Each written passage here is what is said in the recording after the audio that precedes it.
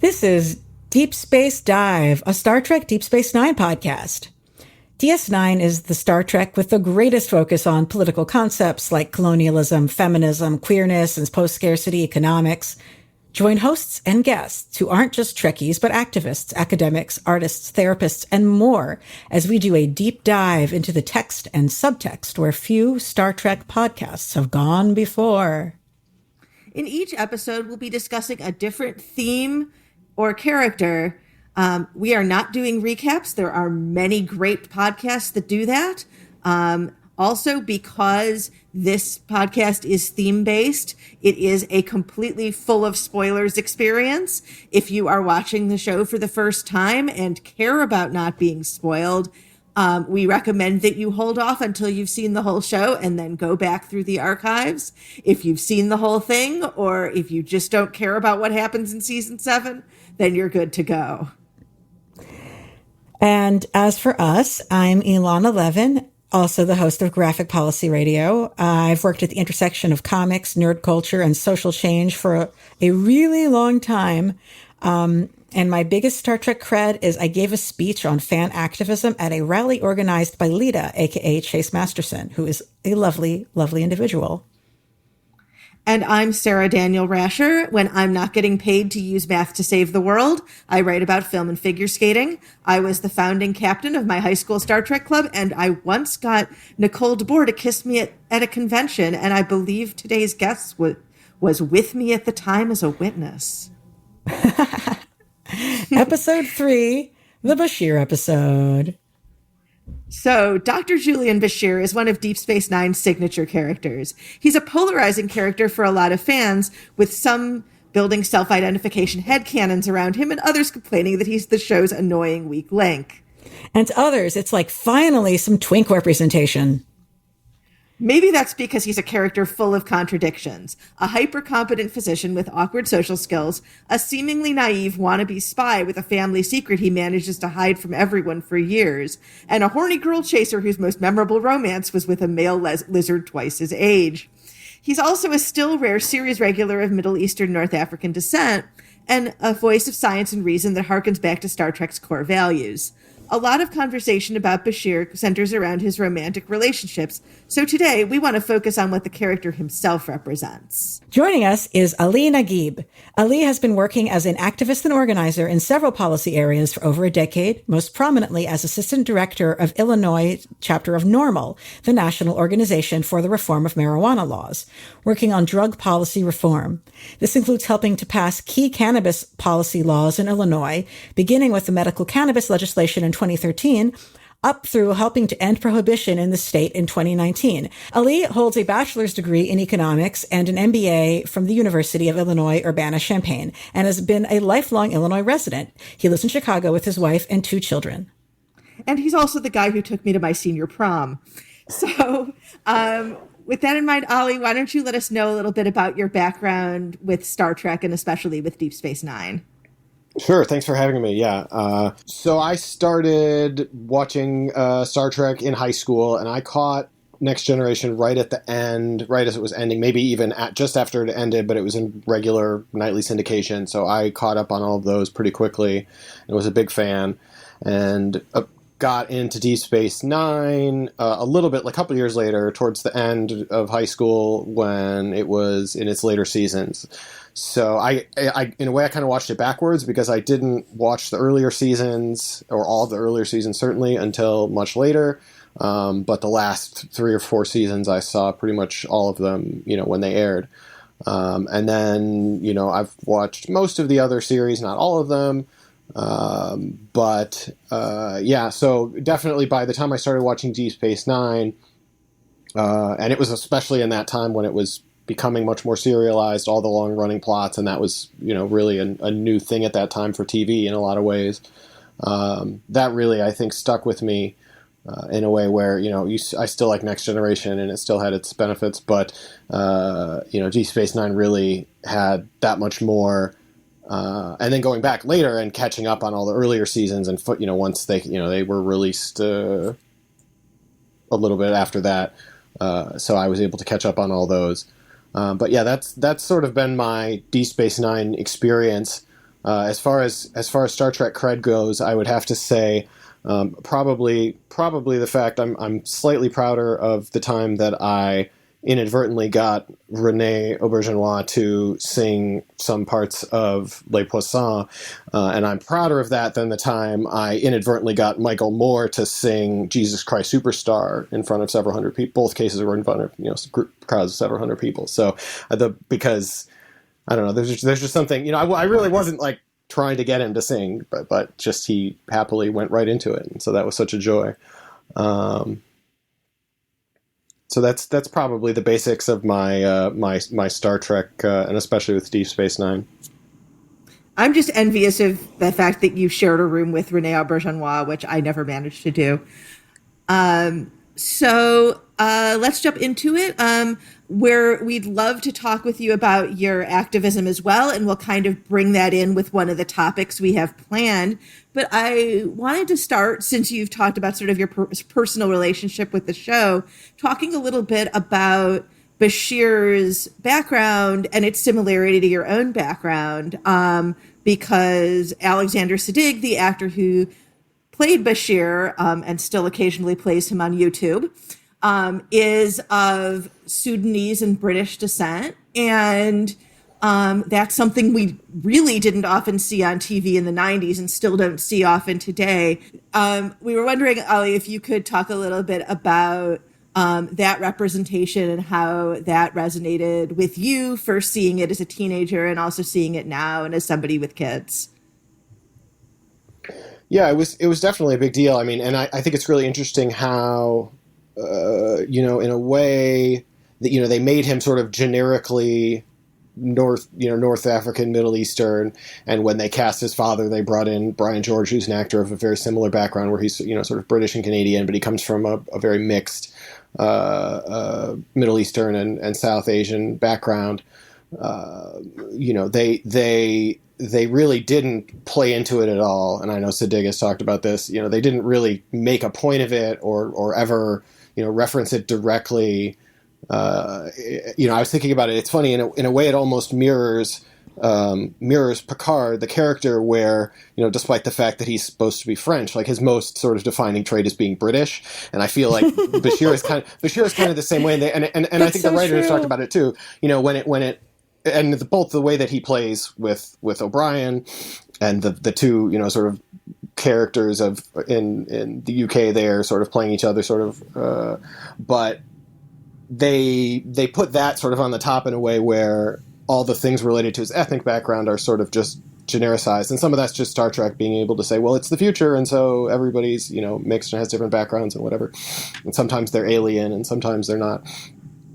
But yeah, just the fact that was so obvious definitely was a very meaningful thing, and that there weren't a lot of characters like that. Yeah, it's funny also because for me, like, I think the first thing I knew about him was that he was related to Malcolm McDowell. And I was obsessed with The Clockwork Orange as a teenager. And I remember sort of seeing it and being like, he does look like him. I don't know if anybody else was like coming into Deep Space Nine from being a very pretentious Stanley Kubrick teenager, but... Yes, I think I knew about that because you told me that. Otherwise, I wouldn't have known. But he does. But yeah, it's interesting and very typical of Star Trek that like his background is sort of visible on screen, but it's never really explored beyond just his physicality. Sort of what do we think about that decision? Is that a missed opportunity, or is that something that's just to the benefit of the show? I think they do it sometimes, not to any extreme, but there's, O'Brien is clearly Irish, and he's not just like happens to be Irish, but, there's references to it and things. And Keiko is, clearly of Japanese heritage. And that's also clearly referred to in various ways throughout both Next Gen and Deep Space Nine. But yeah, there is most of the time they do tend to stay away from those sort of explicit characterizations when they can. Which I think is good to a large degree. I think it does allow them to sort of make the point about, it was also weird because I was doing a little reading and thinking about the character of how, part of the reason the character exists is simply because the first show had a doctor and all the other shows have doctors. If you're a main franchise Star Trek show, like there's a doctor and their doctor is a main character. It's not just a recurring character or a guest character. And so they have to fill that role. And, it's not always going to be a hologram or an alien. Sometimes it's just going to be some guy that you're going to kind of write later and figure out later, in a way that, some of the other series, it was other characters, but they sort of plugged that hole in a weird way on this show because they had to have a doctor. And so he was the blankest slate to begin with, both, sort of trying to present him from that, of his background being ambiguous, but also just from a character standpoint. Deep Space Nine was my first Star Trek. And so it wasn't until this recent rewatch that what hit me was that Bashir isn't just the doctor, he's the anti-Bones. Because if the whole thing with Bones from the original series and the movies is like, damn it, Jim, I'm a doctor, not a space cowboy. Like Bashir's whole thing is he's a doctor, but what he really wants to be is a spy. He's a doctor, but what he really wants to go on this away mission and get shot at. He is so full of enthusiasm and interest in doing other things other than just being a doctor that I feels to me like they were almost going for what is the opposite of Bones? Let's try that. And they do even in a way that they didn't touch with Crusher. There are several instances where he says, I'm a doctor, not a something or other. And it's done with just sort of a wink and a giggle. So I think they're very aware of how his characterization is breaking from the way doctors had been on the show previously. And one of those ways is that he's more of a scientist, and fits into that idea of the engineers on Star Trek were always people kind of doing science in space, or you had Spock, who was a science officer, whereas Bones and Dr. Crusher on TNG never really seemed to be doing scientific research the way that Bashir often is. That's true. But I think for me, what made him stick out and be likable to me was just, he was so enthusiastic. And I hadn't realized that was counter to type for the Trek doctors, but that appeals to me a lot. Yeah. And, often enthusiastic in a way that plays into idealism and even kind of moves into activism, which is where we're going to get somewhat into what Ali has done within the state of Illinois, advocating for change that actually happened. But that he has this sort of idealism that becomes more and more targeted towards widespread structural change. We're going to fix the Jem'Hadar kinds of things. Yeah, I do think Bashir, the other thing is, he was one of the younger characters, and also, the other younger characters as they were written were either, super grizzled like Kira or super aloof and ancient like Dax, and so most of the others were older, or, he was the young one on the show, and excluding the kids, excluding Jake and Nog.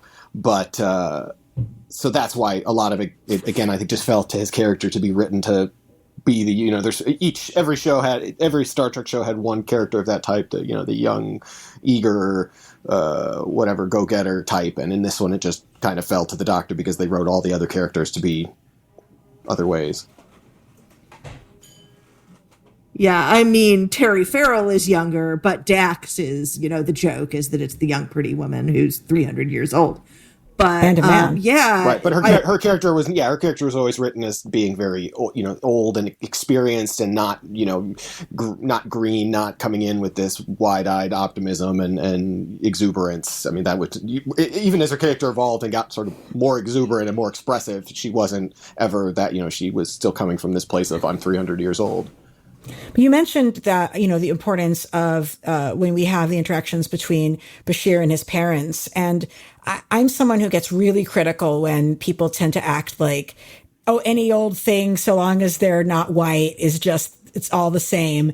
And I was so enthusiastic to hear like that he had been part of making sure that the people who played his parents were of, North African and Middle Eastern descent. Like I think his mom wasn't even an actress. She's an academic who I'm not exactly sure of the story behind that. I feel maybe Sarah, did you tell me about or she did? I read that she did. She was like a community theater person, and she was at USC, so she clearly would have been around the sort of folks that would, would know of that sort of thing if you're digging deep for non-traditional screen actors, but folks in that area that could do the job. Yeah, she had some acting experience, but she wasn't a professional actress. And my understanding is that they were really having trouble finding a woman of the necessary age who was of Middle Eastern or North African descent, who they could schedule, who had kind of the right presence for the role. So they basically had to hire somebody who was not a professional actress. And I've seen fans who are younger, who are newer to the show, sort of complaining about that and saying, well, somebody must have been excluded.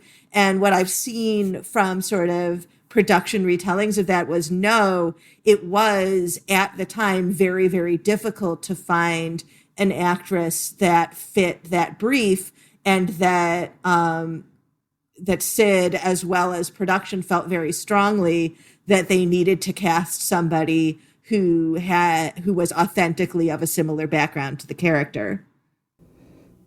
Yeah. And that was exciting to me as a quote unquote ethnic person who is white. So I can only imagine that might have been very enthusiastic to someone who's like of, similar descent to Bashir in the first place.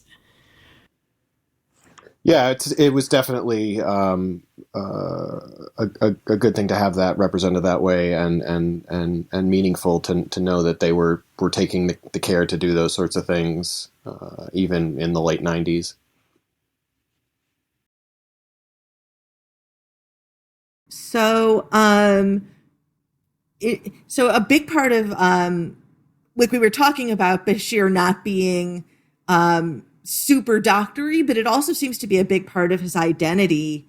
And thinking about, because I just rewatched Dr. Bashir, I presume, which is the episode with his parents, where his parents try to take credit for him becoming a doctor, and he gets very visibly vexed about that it seems to be very ingrained in his identity, but that's very tied in with his desire to be, sort of, at the beginning, he's sort of Peace Corps Bashir, but that evolves into something a little more sophisticated as the show progresses. And do we think of Bashir as an activist character or as an advocate character in that way? I certainly think so, at least, within the boundaries of Star Trek and the way that they portray those sorts of things.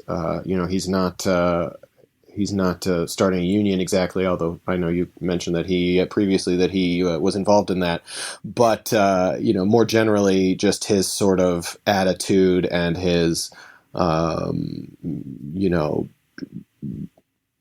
the both sides of it, where he is interested in the intrigue and the dark side, the spy side, the Section 31 side, but at his heart, it's like Sadler says at the end of the one in season 7, where he's like, you're the guy who wants to play the game, but is only willing to go so far, and is willing to is going to do the right thing at the end. And so he's sort of like, in a way, trying to be that perfect balance of really committed and really strong, but also doing what it takes to try to accomplish the goal, but also having still adhering and caring about the principles that you're trying to defend, and not just the ends justify the means. He has so much empathy for everyone, and so little sense of boundaries, which I think makes a lot of sense in a lot of ways. Yeah. And what really strikes me is that when he does make a major difference, especially in the war with the Dominion, it's always by using the tools he has, where he early, when they're still just sort of getting a sense of what the Dominion really is, he cures the blight that the founders have sort of cursed this one planet with for defying the Dominion, and almost doesn't quite realize what a major political act that generational cure that is a metaphor for HIV is, and then tries and fails to find a way to either synthesize the Ketracel white that the Jem'Hadar are reliant on, or to cure them of the addiction, and then towards the end of the series, cures Odo of the disease that's killing the founders, thereby, stopping the Federation genocide of the founders. So whenever he has a big impact on kind of the politics of the series, it's very tied in to his own medical skill set, and very based on what you said, Alana, like his level of compassion. And I think that there's definitely a sense that in some Star Trek spaces or characters, they would have felt like it was overstepping, and it's not. And I appreciate the fact that, there's moments where, people can check in and look, nobody else was able to do this in this amount of time. Maybe you won't be able to. And so people like to try to play it like it's an ego thing. But I think it's actually, it doesn't occur to him that he might not be able to, it's not coming from a place of, I'm so great. It's coming from a place of I really give a fuck and I don't want to see people suffering. And I think that he just resents, and this ties into what had happened to him. I feel like he resents anybody acting like anything is just a given, that we have to just suffer, things just have to be a certain way, and any sort of what's the word I'm looking for? Not giving up, but like a fatalism. Thank you. He just rejects fatalism. He doesn't know how to do that. He sort of buys into that for the one cycle in statistical probabilities when he thinks that the math says that they're all going to lose. And then he goes through the laundry list of, even if all these unlikely things happen, which all end up happening, foreshadowing all of those things happen. Oh, yeah. Then, that's a good point. But by the end of the episode, he's like, well, we'll see what happens. And I think you also have the similar evolution where, earlier in the series, he's definitely much more committed to the ideals, and then by the end of season 7, both he and the writers are like, well, fuck it, we're gonna do what it takes. We got to get this cure. I'm not gonna wait on medicine and vaccines. I'm just gonna kidnap this dude and take the answer and move on. So I think that there was certainly a some of it, again, I think it's just the natural writing of we're getting to the end, we can do these things that we might not push the envelope as much if we still had a couple more seasons to go. But I still think that was a fairly natural evolution of the character, particularly given the context. Yeah, and I think it's a natural evolution in general that you start out as this sort of unfocused idealist and move towards a more directed and more consistent way of trying to change and improve your universe. How does that, and I'm directing this largely at Ali, but also thinking about me and Alana, how does that match up with our sort of own experiences of growing into having a cause or an approach? Yeah, I definitely think there's a lot of overlap and a lot of similarity that I see in terms of the way that I've approached trying to be effective at advancing different causes or focusing on different areas and looking at all the different pieces of sort of what goes into connecting society and particularly through the political lens of the way that we interact to make decisions about laws and rules and things like that. And so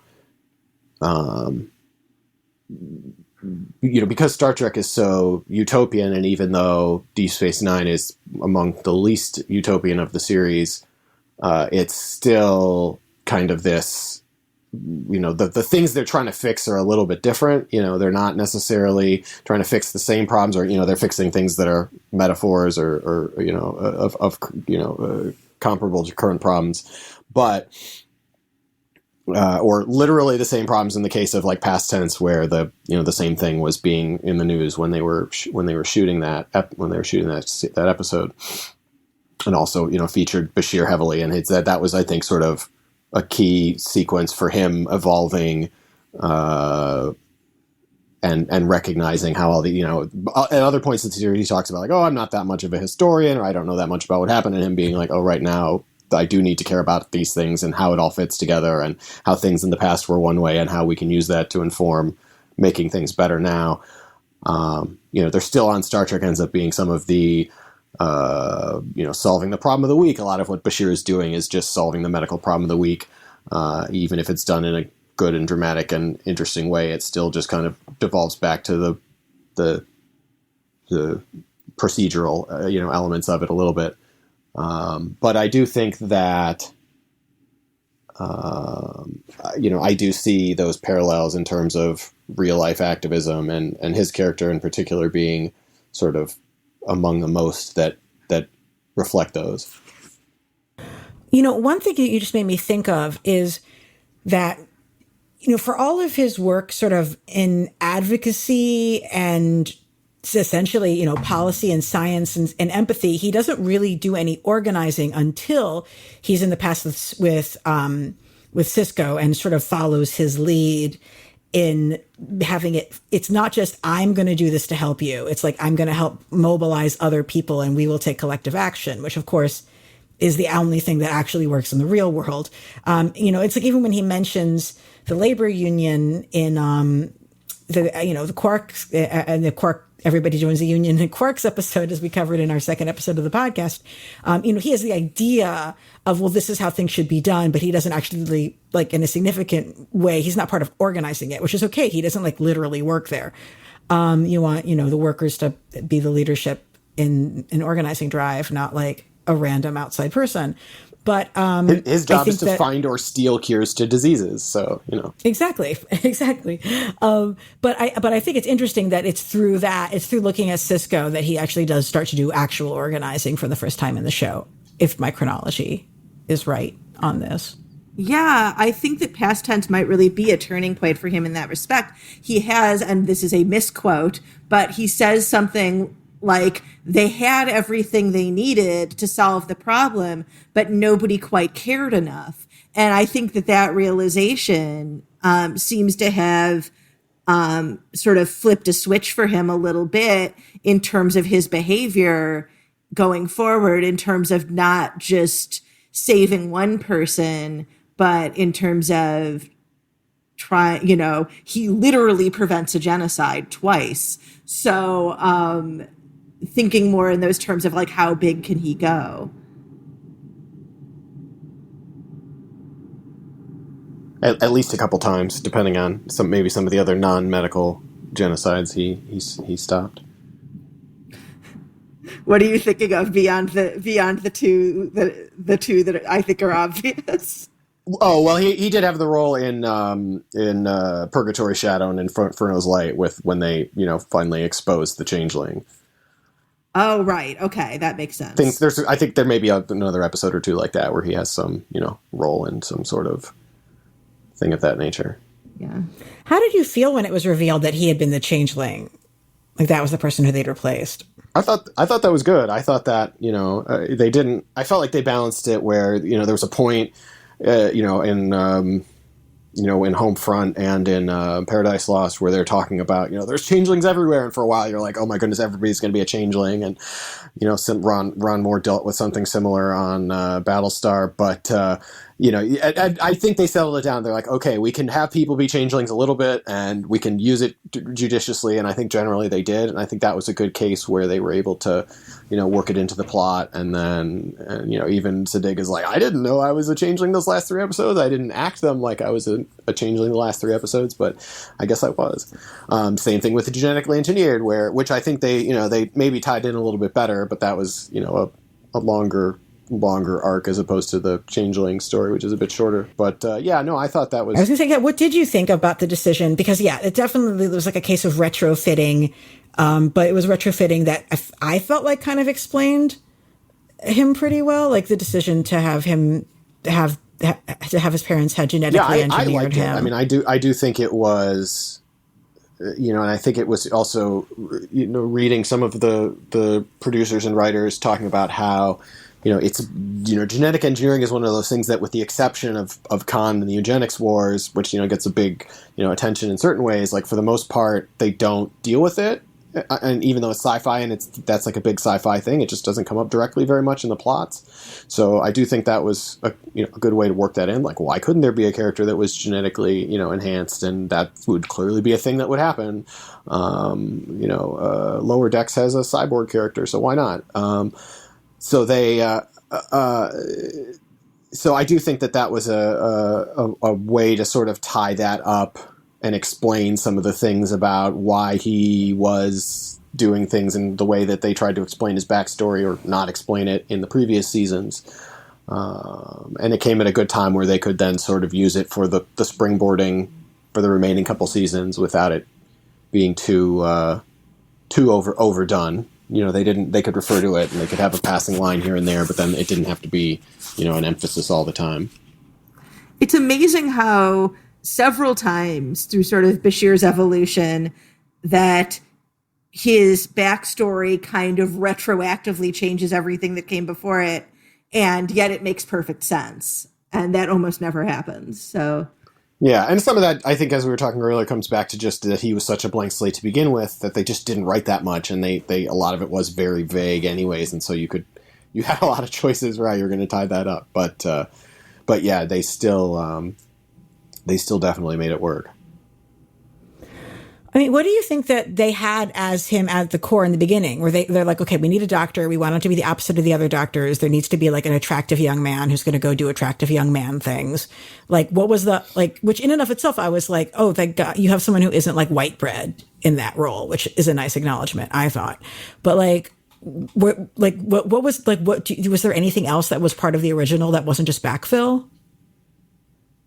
As I understand it, he was the least fleshed out, the least explained character from the beginning, from all the development of the show, and that everything they came up with was kind of after. And I do think that, the Britishness, like the fact that he, Siddig in particular is like very British in a particular way, that wrote much more the character than anything else that they came up with, or that they had prior to the show starting. And then, as time went on, then they were able to write based on things that had happened. But no, I do think it was sort of like, yeah, he was just sort of this arc. It's like, he's a doctor, check. He's young and eager, check. He's, got all these other features, but like, it was very sort of simple. And then just like, we're going to turn him loose and we'll see what happens. And then they were able to make it work. And that's also why I think he has the most evolution, because he had the least written. I mean, in some ways, Quark changes more, but I think overall Bashir has certainly the most like total fleshing out and development and change of all the characters. Just because, kind of to my point earlier, there's like so many of them that were just sort of pretty, not necessarily grizzled, but like pretty set in characters that change and grow, and especially being a serialized show, growing much more than they would on like Next Gen or original series. But still, they're not changing. The gap isn't nearly as big. One thing that I just really been stuck on with this rewatch was the sight and sound of a person with a British accent, but who's not white, saying, "I'm excited to practice frontier medicine," in quotes. And that just sort of sets off these alarm bells in my head. That's like, okay, like British person is like, oh, I'm going to save all you like savages out there where you don't know how medicine works. But then it's like not coming from a white person. And it's just but it's very much like this is part of the Federation, and how the Federation, someone who's like brand new to Starfleet might be like looking at other societies and the way they live. But I felt like it's supposed to be cringe, and I felt like it was cringe, and I thought that was interesting.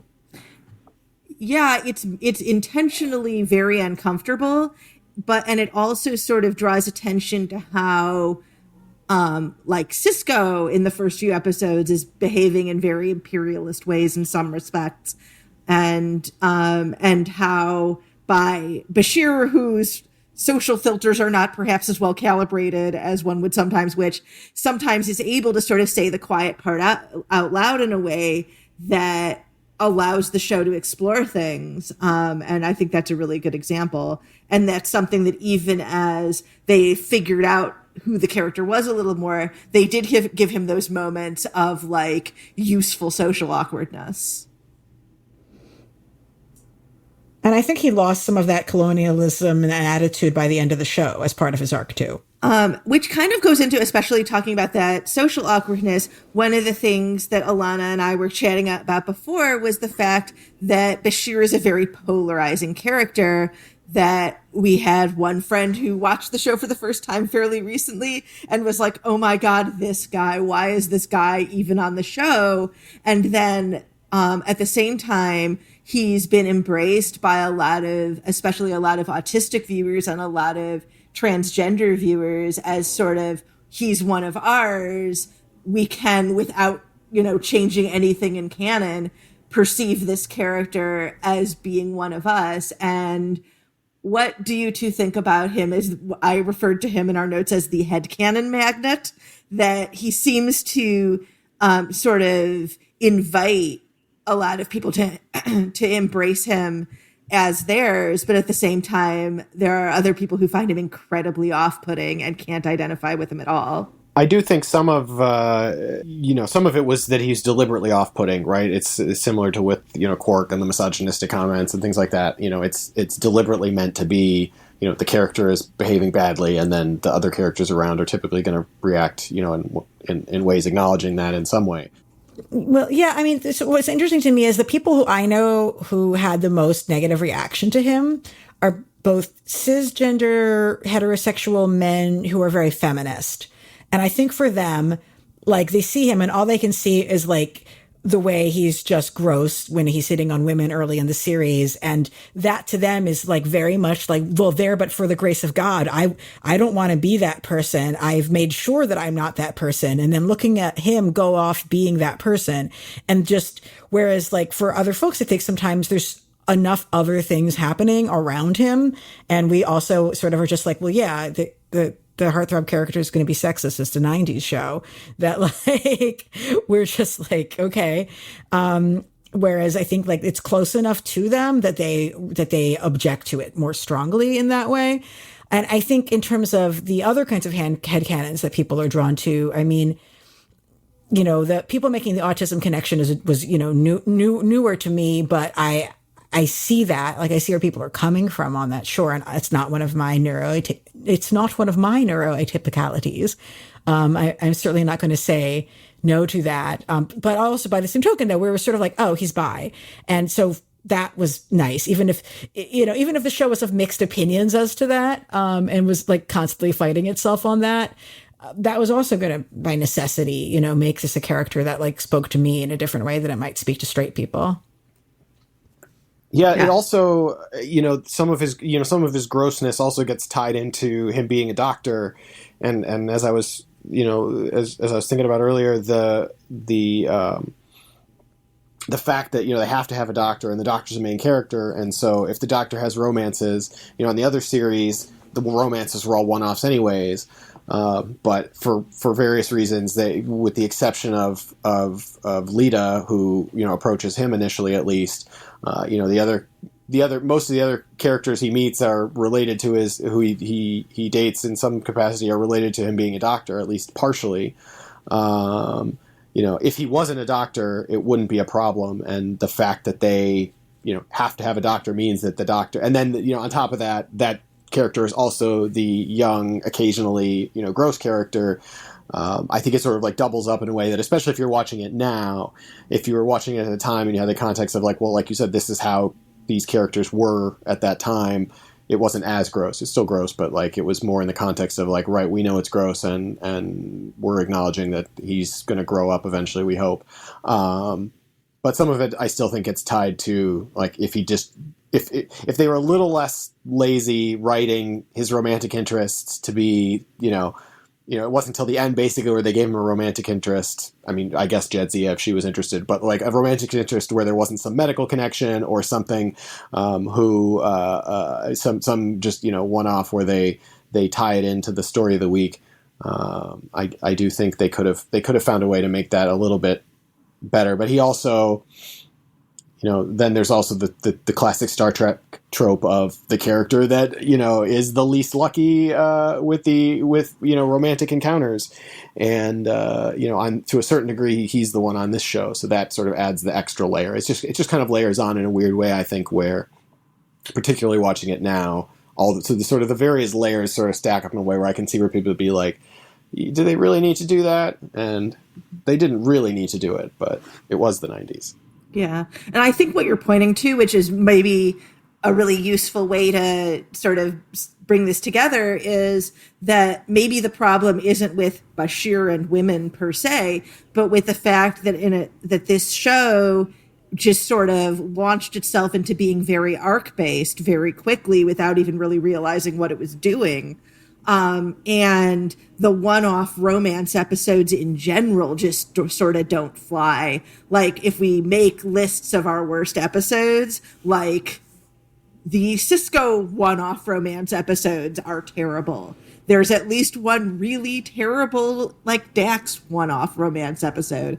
So, like, unless there's some kind of, like, ongoing personal connection, like, a lot of those one-off romance episodes just don't fit the show and seem to have sort of this retro idea of how romance even works that just felt out of date even by then because of the way that TV was changing. One of the other parts of the headcanon question, and something that I think might resonate with all three of us, is him as also this sort of like burned out gifted kid, where by the time he's at the end of Starfleet Medical, he's almost like self-sabotaging so that he can't achieve too much. I mean, but that's also so he doesn't get caught, right? Well, when they wrote most of the backstory and sprinkled it through the first few seasons, that was before they had anything about the genetic engineering, so there's nothing for him to hide. So it was like, why are you doing this? What's your reasoning? And yeah, I think some of it is sort of even still, whether he was genetically engineered or not, that he had this, sort of overachieving mentality and, but because they kind of balanced it, right? Like, where some of the things where he talks about it playing tennis, where there's a couple times where he talks about, I was going to be a great tennis player, and then I just realized like I wasn't quite good enough, so I decided to do something else. And that also kind of evolved and changed a little bit, but there's clearly a, understanding that, sometimes you're going to reach certain, ceilings of ability or just your situation where, you're going to find different paths depending on, how good you are at tennis or not, or how good you are at medicine or not. And that, they really wanted to, and I do think a lot of that backstory was tied to trying to emphasize him, having chosen being there, that it wasn't just like he got this assignment, that was what he got. It was, for whatever they tried to say about him being able to get it or not, that they really wanted to emphasize that he, that was something that was important to him. This particular assignment on Deep Space Nine, on the frontier, for whatever it was, and they've sort of played that, like you said, in different ways. Early on, it was sort of a bit imperialistic, but then later on, they kind of tried to evolve it more into a like, it's just my dream job because I can sit and do all this research and I can get nominated for these fancy awards and I can save all these people. And if I'm, the chief medical officer of the Lexington or whatever the ship was, then then you don't get to do that cool stuff. You might be on some fancy ship, but you have lots of boring flying around and waiting to go to places. Yeah, he does. He eventually, meets back up with the woman who was the valedictorian who got that like plum assignment. And it turns out that like he comes away from that interaction. First of all, like she didn't remember him. And second of all, I loved that. And second of all, he comes away from that interaction like, oh, I chose the right job all along. Like, this was the right job for me anyway. I always thought it was. I always thought it was a little. That. I always thought. I mean, the joke about why she thought he looked like somebody else was funny, but I always thought it was a little implausible that the top two Starfleet medical students literally wouldn't know what each other looked like. That just seemed a little bit unlikely to me. But I did like the joke. Yeah, like I liked what it said, even if it was pretty improbable. Yeah. And we keep kind of coming back to how, like, he likes, first of all, the opportunity to have sort of, big world changing glory, but also that we keep coming back to, like, he is so much of just a researcher. And, like, at the end of The Wire, after he's actually, like, saved Garrick's life, he's still doing more research. After he cures the blight at the end of The Quickening, he's still doing more research. Like, he's never really done. And that's just sort of a fascinating character quirk.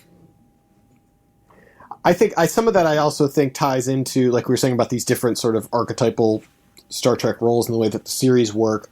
Original series and Next Gen in particular were all about going places and boldly going places and adventuring, and whereas Deep Space Nine was all about staying and building. And I think some of that was filtered through to him in that way, that it's like, you're not just solving the medical problem of the week, you're going to actually, stick around. Maybe it's because they're on the other side of the wormhole, or maybe it's because they're on Bajor and you're solving I forget when they nominated him for that fancy award that only the really old doctors get nominated for. I think it's for something Bajoran, but whatever particular disease it was that he was helping to research or save or fix, that it was because he was sticking around. He didn't just like fly in one day and solve the problem and then fly away and never see them again, which on the other series is how it would have occurred, just because that's how those series are structured.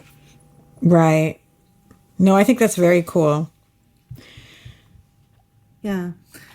And how does that, you mentioned at the beginning, like, as much as we think of him as like, he's a really good doctor in all of the ways that we can think of, except maybe for hitting on his patients, that at the same time, what he really wants to be is a spy. And how does that kind of fit in? Sorry, I think early on, some of it is just sort of the cool factor. It's with, the very early Garrick episodes.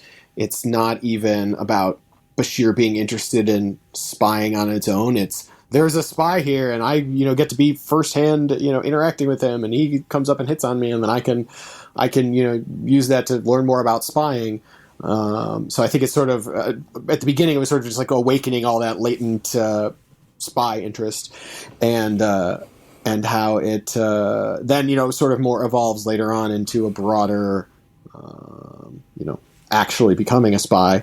But yeah, I think that was a very, early on it was just sort of something that was cool to him, and then he, just thought it was fun, and then it became real, and then he's doing all sorts of crazy stuff by season 7.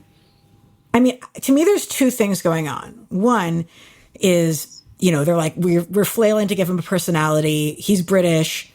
Why not spy James Bond stuff as an interest, even though he hasn't shown any knowledge or interest in 20th century history in the slightest until this point. And then it's like, oh, this gives us a justification for why he is so intrigued with Garrick, other than he's bi. Like, this is how you create your heterosexual headcanon for Bashir, is that he's into spy stuff. It's clearly written into the show later. So that's my bitter queen, like, take on why he's into spy stuff. But my less bitter take is, look, like, I'm like a leftist and I'm feminist, and I listen to just the most fucking, like, problematic heavy metal music from the 80s and the most problematic glam rock from the 70s. And it doesn't mean that I actually want to, like, be a terrible rapey dude. I enjoy listening to this music, and it emotes something to me. And, like, I enjoy singing about skulls in a talent contest, but I'm not actually a serial killer. So there's a bit of it which is like, well, yeah, he's into spy stuff, but that doesn't mean he actually wants to be a spy. Like, I'm into metal, but I don't actually want to be a demon beheading people and raping women, But there is still part of me that's like, you did this to explain why he hangs out with Garrick, didn't you? I mean, I think that's part of it. I do think some of it could be, you know, they don't say it explicitly, so you sort of have to, you know, decide on your own. But if you know, you could certainly read that, you know, like we're talking about with past tense, where he sort of starts out not being big on history, but then once he's in history, he starts to maybe get a little bit more interested in it. And the same thing with the spy thing, where I don't think we have to presume that from the beginning of the series he was secretly into James Bond. I think he could have become interested in James Bond by season 4 and wanting to do a holosuite program centered around James Bond or a James Bond-like theme, because of all the things that happened in the previous seasons, including like caring more about history and caring more. And sometimes that caring about history leads you to things, you know, the same way that ironically, you know, I wasn't into jazz standards and those sorts of songs until Jimmy Darren and Deep Space Nine. And now, you know, The Way You Look Tonight is, you know, in my typical bedtime lullaby repertoire for my kids. So, you know, that's how these things evolve too. And I think you could see that with Bashir, where like he got into James Bond essentially because Garrick is a spy and because he started caring more about history. Yeah. Maybe. He starts really getting into just those holosuite programs to the point where by like the end of the series, they're making jokes about another one of Julian's ridiculous holosuite programs. And they're almost all historical, and they're almost like nostalgic for like futility, where there's a joke too, where it's like all of these battles where everyone dies at the end. That like, oh, I have feelings about that. Yeah, that like he develops this new hobby and it's fun for him, and that like futility is kind of an escape for him in a weird way. Yeah, I do think some of that ties it. Like he starts out a certain way with some of the spy stuff, and then some of it ties into him having his bonding time with Miles, and then they sort of do. I think Miles sort of brings that into where it's the you know, it's the two of them engaging in this futile fight together more so than individually. Yes, I absolutely think that them starting to play these war games there where their side loses is like so O'Brien. Like it just stems so much from, you know, this, well, for one thing, like a culture that's based around having to tell stories of like loss and romanticizing it. And Bashir, you know, is there to go and hang out with his older friend who he respects so much and like wants to think he's cool. And I feel like those are O'Brien's choices, and Bashir is just like, sure. Because, and that's actually one of the things one of our listeners wanted to make sure we talked about, which was his friendship with O'Brien. I always like the fact that he goes on the show. He's like, I want to be friends with this person. They're really interesting. And the person in question is like, oh my God, you're so irritating. And eventually comes around and is like, no, I actually do appreciate you. And I need this male friendship in my life because it's just me and my wife in our terrible, terrible, terrible marriage. But, I appreciate like the way that Bashir is like, I think you're interesting. I want to be your friend, and I'm going to make this like a thing that happens. And isn't like, he's like, he won't just give up on it. I don't know. He also grows into somebody that Miles can be friends with. And I think Miles also develops into maybe a more idealistic or broad-minded person as a result of his friendship with Bashir. Yeah. I think early on, especially Bashir, you know, there are definitely several points where it's him trying to be too eagerly friends with all the main characters, or most of the main characters at any rate, or sometimes he's, you know, awkwardly hitting on them or not. But even I think to a certain degree with Cisco, there's somewhere he's, you know, trying to be, you know, eager and not necessarily friends with Cisco, but trying to be like super eager and you know, very, you know, forthright in that way of trying to make that connection in a way that the other characters aren't necessarily portrayed as doing. I just a little more on O'Brien. I do think that I think that was, to what I was saying about them, sort of some of them were jokes, but it was a little bit of the writers just sort of trying different things, and it's like, who's gonna be friends with who, and who's gonna connect with who, even if it isn't serialized yet in the early seasons. But once they really found that and they latched onto it in a way that was, maybe with the exception of like Geordi and Data, there aren't too many other like but just buddies of like two equals, not like different levels of power and, Kirk and Spock or other relationships that are close but are like represent some different dynamic, just the two sort of buddies. I think they realize they hit something, and even though they're different and some of it is just playing on that natural, their Britishness and their Irishness and them, how they sort of play off each other through that.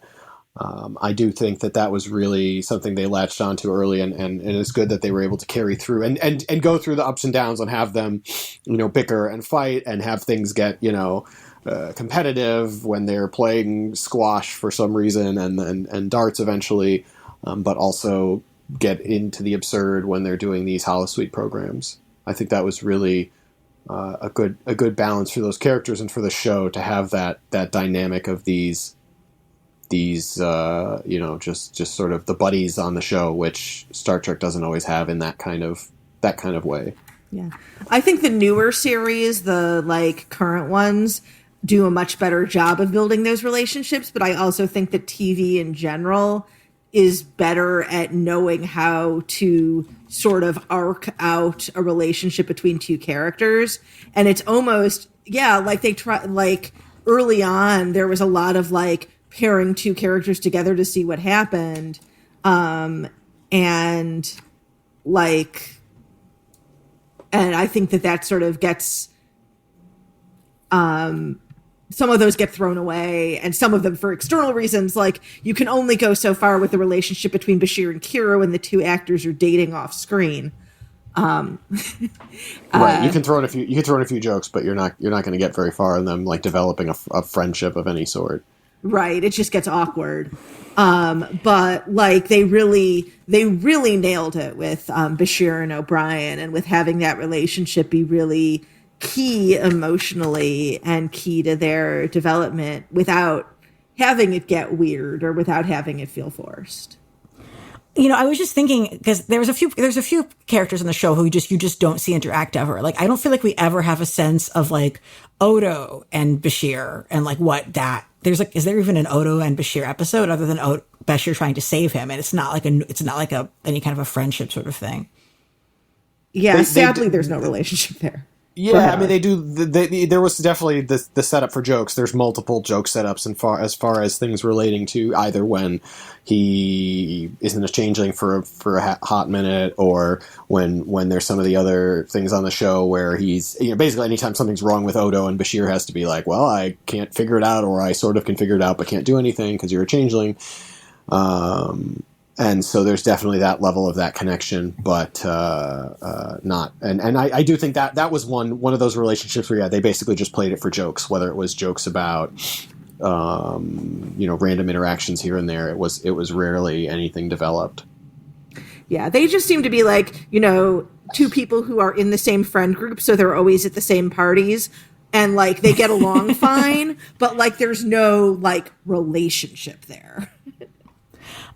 Which is interesting because, I mean, cops and spies do different things, but they sit in my mind in the same sort of area as like, militarizing the law and like, exerting will over other people and violence, which I guess is not really how the show regards as Odo per se, but it's in there, which I guess brings me to the thing I really recommend listeners watch the what's it, Frank? What's the documentary? I forget, like the blah blah Left Behind. What We Left Behind. Thank you. The What We Left Behind documentary, that's a Deep Space Nine documentary, is excellent. And one of the things that they mention in passing as they try to break story for what another season of DS9 would have looked like is one of the ideas that somebody throws out there is, oh, what if Bashir, because they were going to have it take place, in the modern, like not in the modern time period, but 20 years later or whatever. There was like, what was Bashir going to be doing 20 years from now? And someone said, oh, what if he's running Section 31? And everybody's like, oh, that's interesting. And here's the thing. That is interesting, but that would be an utter tragedy to the point where thinking about it gets me depressed. And I'm just like, okay, guys, like that is definitely an interesting storyline, but please tell me that you understand why that would be tragic, because that would be him abandoning all of his morals to go and do something completely immoral. Yeah. And most of the tie-in novels that I have read, tend to just have him still be on the station for years later, which is also depressing to me. It's like, he should move on. I have my own sort of wacky theories that I will not torture anybody with on air. But yeah, like most of the futures that are in any way officially sanctioned just seem sort of sad for him. And I guess that's okay. Like someone is allowed to have a sad story arc in the end in Star Trek. I just hope that they realize why that would be tragic.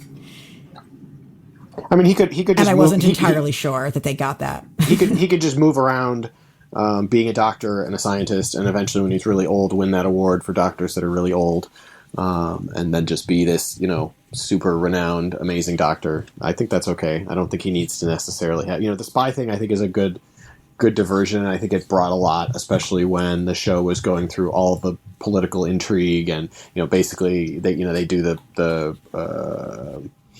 they do it with Cisco in Pale Moonlight, and then they do we talked about the similar thing with Bashir at the end, where it's sort of like the black ops, like really pushing the boundaries. But, I don't think that, I agree that I don't think he needs to carry that to the extreme of running Section 31 or being an operative.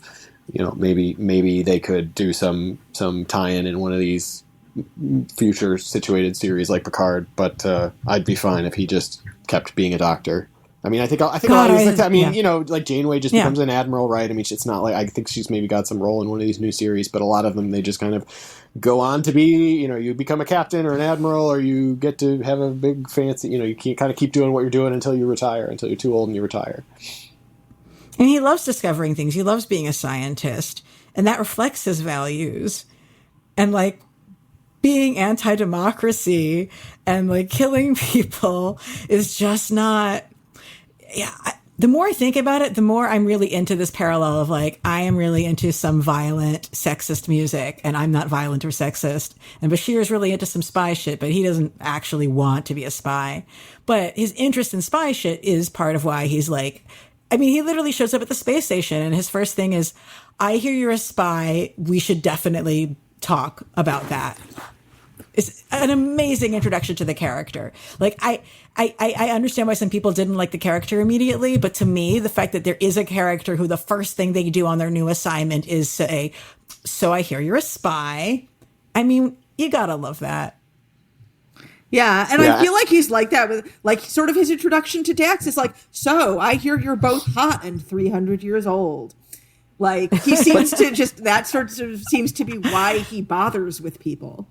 So, but they just seem to give him all the foreshadowing jokes, like all the jokes that I mentioned about things that happen when he's talking about unlikely things that are going to happen in the future of the war.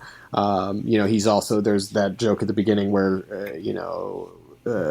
Garrick says, maybe I'm an outcast spy, and Bashir says, how could you be both? And well, he is. That's the joke. It's amazing. So it's similar. Actually, to the other ones. I want to hear about your thoughts about his interactions with the other genetically engineered characters in this show, those folks. Yeah, I do think that was a good, once they sort of decided to expand on the genetically engineered, and they clearly didn't work it all the way through. I think they could have been maybe a little more thorough about the way they kind of thought about those characters and the genetically, they played them for jokes a little too much, I think, in a way that they could have been a little bit more, just more thoughtful about the way they constructed the characters. But overall, I think the concept that there are these other genetically engineered, but people that have behavioral issues that he's then able to relate to and connect with, and they are able to bring that into the storyline. I do think that was a very good choice and a very interesting, very interesting opportunity to expand on that instead of just sort of making it, like I said, like a one-off, like he's genetically engineered and then we're going to crack jokes about it, but that's pretty much it. So they were able to sort of use it in a way that I thought was good to advance the story. And I love the fact that he's like, no, it's not okay to just warehouse them away. Like, let's see what they could do, and like, even if it turns out that they are not able to just live on their own, we should find out. Let's see. Yeah. And some of it is just the overall, I don't know if laziness is the right word, but, general inability for Star Trek writers and shows to try to look at like what is really happening to sort of regular folks that aren't in Starfleet, that aren't like you sort of see them as extras and you see them in how they connect to the main characters, but you don't really get an idea for like why is it that these characters like clearly have behavior issues, but like why do they necessarily have to be like in an institute?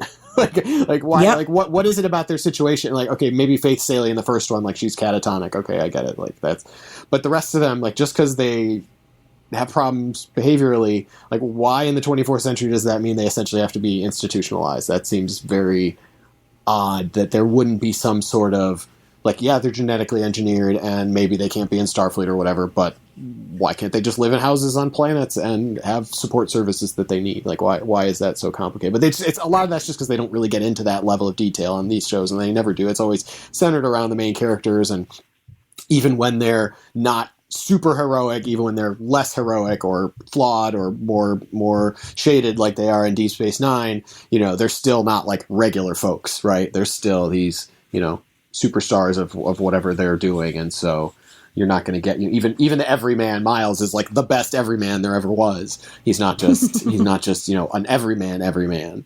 He's not, carrying the mail or something like that. So, I do think that's, a lot of it comes back to just the way that Star Trek in general doesn't always flesh out all of those things in a way that lets us sort of analyze them more deeply because, well, we don't really know why. They either just have to take shortcuts for writing and story reasons, or they just play it for jokes, which is sometimes fine. But I think there's like also a sort of interesting legalization parallel here where like you've made people be illegal is just terrifying and disgusting. Like they essentially are punishing people for things that their parents did, for one thing. And like, there's just no care for individual bodily autonomy happening in the slightest. And, just really like we have to make everybody be quote unquote normal. And, obviously I don't want to have to deal with the wrath of Khan, but like, that's such an edge case too. But it's like, I feel like there's something in there. Yeah. Yeah, I mean, they could have, for example, instead of having it be these characters that are very, unusual and act in these unusual ways, they could have just as easily said, there are these genetically engineered people that have been, they've been caught or whatever, so we know they're genetically engineered and they can't be in Starfleet and they can't do whatever other rules. But it is, they don't really say it, but the implication is like, even had Bashir not cut his deal to stay in Starfleet, and I guess one of the original story ideas was that they were gonna blackmail Picardo into keeping it a secret, so he would be like they would know that he was genetically engineered, but it wouldn't be public. But it's never suggested that it's like, okay, if you can't be in Starfleet, then you go live in the Institute because you're genetically engineered, right? It's suggested that like it's because those particular genetically engineered people had these extreme behavioral problems that makes them unable to function in society, or however they phrase it, which, whatever. But wouldn't there be other genetically engineered people who aren't in Starfleet and are like barred from Starfleet, but don't have behavioral issues that he could interact with that are also really smart and can do clever things? Right. So they could have written it a little bit differently there. Like they didn't have to take it to the extreme of like the genetically engineered people that Bashir is going to meet are wacky. It can be something they could have done it in a more balanced way, but Well, the implication, I think, is that people like Bashir who pass, and I think that passing really is one of the apt metaphors here, is that the reason that he's able to find this group of misfits is because they're the ones that don't pass. They're the ones who presumably were having major behavioral and neurological issues, and somebody went and said, well, let's figure out what's wrong with them, and then the genetic enhancement came out, whereas you would think that anybody who is living their lives has been able to keep it a secret from most of the people they interact with, as Bashir has. Like, so it's sort of self-selecting, but at the same time, don't get me started about the really awful depiction of neurodiversity and mental health in those, in that group of characters, and how it really is offensive in a lot of ways, both in terms of broken genetic enhancement results in everybody being kind of like, quirky behavior diversity, like weirdos, and none of them have like notable physical differences. It's all like they're just sort of like they lack social skills in various amusing ways. But yeah, like my assumption and my sort of way of rationalizing it maybe was like anybody for whom the genetic enhancement was as successful as Bashir, like they're passing. They're out there just hoping they don't get caught. And if they're not in a job or in some position where they would be barred, like if there's no, they don't suggest that people with genetic enhancements are put in prison or are sent to institutes. They do seem to make it pretty clear that, like you said, if you're passing, you can't be in Starfleet, and maybe there's some other things you can't do that they don't enumerate, but that, you can just be a regular citizen of the Federation hanging out with genetic enhancements. And even if you were caught, you wouldn't necessarily be sent to prison or an institute. You just would, then not be whatever those restrictions are that they don't always lay all the way out. And one of the things that does get hinted at a couple of times, but that they never say outright, is that Bashir would not be permitted to have biological children. Like, it's hinted at with a lot of sadness a couple times talking with O'Brien, but they never flat out say it. Yeah, that's real. And just to listeners, we will definitely be talking about the way the show addresses neuroatypical folks and folks with different abilities in a later episode, because it is a huge thing. Yeah. But yeah, let's just say there is something to be said for our man who has decided that he is going to lose at darts 30 to 40% of the time for the sake of passing and making his friend happy. And I think that's a very typical sort of like passing attitude, is like just sort of like, what do I have to do to not stand out? Yeah, and I do think that part of it, they sort, at least on his end, forgetting the other characters, I think at least as far as Bashir goes, I do think they calibrated that pretty well. Like, it seemed to be sort of the right balance of him, a plausibility in terms of, given that they just wrote this in, that he's genetically enhanced, how it's going to fit back, but that, it makes sense that he could have, all those pieces of finding ways to pass, are plausible. It's not too sci-fi-y. It's not too like, oh, well, if he was, it's not like he has it's not like he has like literal superpowers where he's got, he's not shape-shifting. He's not like shooting, except when he gets replaced all those times. But he's, he's not shooting laser beams out of his eyes or anything. He can pass. He can just not get all the questions right. He can throw the darts a little less well. Well, so I want to thank our guest again for joining us for the show. Ali, like, where should folks check up? I mean, I always tell people I am on Twitter a little bit too much at ELANA_Brooklyn. Is there a social media platform in which you engage with the broader public? And it's fine if you don't. No, not really. I did, after listening to your first few episodes, think about that I'm not really on anything very publicly. That's okay. You can Google me and look up some of my media appearances and things like that I've done in the past. But well, people should be sure that they're donating money to the amazing work that NORML in Illinois has done to help people's health, to liberate people from prison, and just really, put a lot of us other states to shame for being completely fucking retrograde. Hey guys, this is Ilana jumping in here to say that in the time between when this episode was recorded and now when it's released to you, New York has actually finally passed marijuana reform, including the legalization of pot for recreational use and expunging the records of many people in prison over marijuana. So what changed in that time? To quote my ally, Jawanza Williams, Vocal New York's Director of Organizing, quote, "Make no mistake, this law is a result of years of tireless work by advocates and those who are impacted by prohibition and the drug war. Not an ounce of recognition is owed to the governor and his last-ditch effort to distract from calls for his resignation. Governor Cuomo repeatedly blocked this bill because he didn't want to invest revenue in Black and brown communities, all the while Black and brown New Yorkers were victimized by racist policing.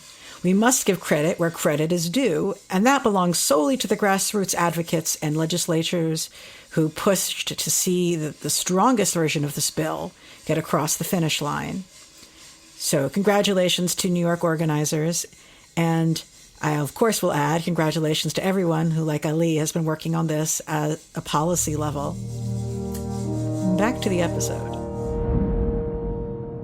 So maybe the question to ask instead, now that that cannabis is so legal in Illinois that I sometimes forget that it's not legal elsewhere. So what's next for that movement and that organization? Well, most of the attention at this point is on federal legislation because it appears there is a window for significant federal policy change on cannabis. They seem to be making a priority. There's a lot of optimism that something's going to get done, even if it's not, the best bill, that there's going to be some real federal progress. And that's been the biggest roadblock up until now, that because of this interaction with federal and state law, all these things that Illinois is doing is all still technically illegal under federal law, which is kind of ridiculous with, the hundreds of, it's billions nationally of tax revenue, but, hundreds of millions of dollars of tax revenue that's been collected at the state and local level in Illinois. And that it's, that still the federal government is saying this is completely illegal and against the law. That's been the biggest roadblock, I think, to a lot of states. Certainly not all states. New York's kind of an odd exception where they are in a position to have gotten it done, or like New Jersey's in a similar kind of weird holding pattern, and New Jersey's ahead of us. Yeah, they are, but they're still a little bit stuck in the mud. I don't think they've quite gotten it over the line and totally finalized their adult use program. But yeah, Illinois has definitely made big changes, and in Illinois, it's just continuing to make sure that the rollout of the end of prohibition, the rollback of prohibition, right, is done in a way that tries to promote and ensure equity and reflect the disproportionality, the racial disproportionality of the war on drugs, and particularly the war on cannabis, and that needs to be factored in as we undo and try to undo the damage of these laws of more than 40 years, but particularly the last 40 years of these laws. So, the state and local level is always going to be on sort of more of those nuts and bolts, whatever state you're in, of trying to make that progress more real. And more effective and more centered around consumers and patients and everybody else who consumes cannabis and is involved in the whole business of cannabis. But yeah, hopefully the federal level will see some change in short order here, and then from there it'll really be a big time change as far as how we're going to move forward and interact, and state to state, and things like that. It's really going to continue to change the landscape even more than it's already changed in the last 20 years now of semi-legal to now fully legal cannabis.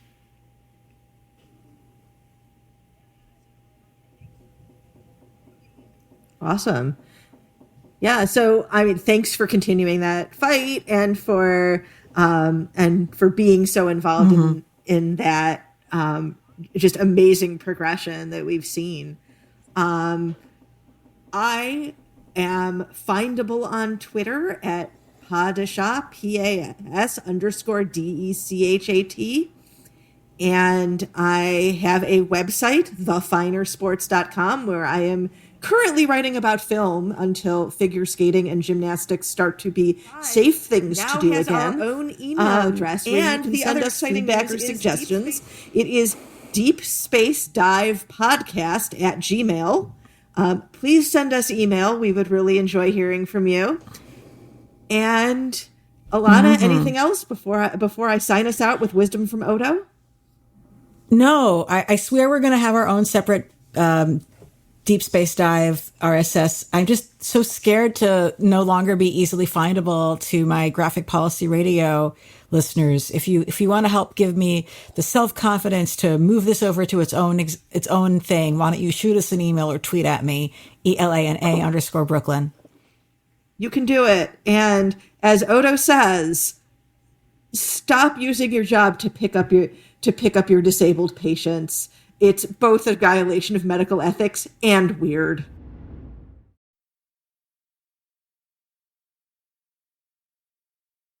Hey, thanks for watching the previous video from Graphic Policy Television. Just by watching, you help support our site. Thank you so much. Now, if you're watching these videos, you probably care about geeky things like movies, television, comic books, toys, games, video games, you name it. You can go and subscribe right now to our YouTube channel to stay in touch and catch all the new videos, or check out our website at graphicpolicy.com. There's a nice link on this end of the video. But as always, thank you for watching. Keep on rocking and keep it geeky.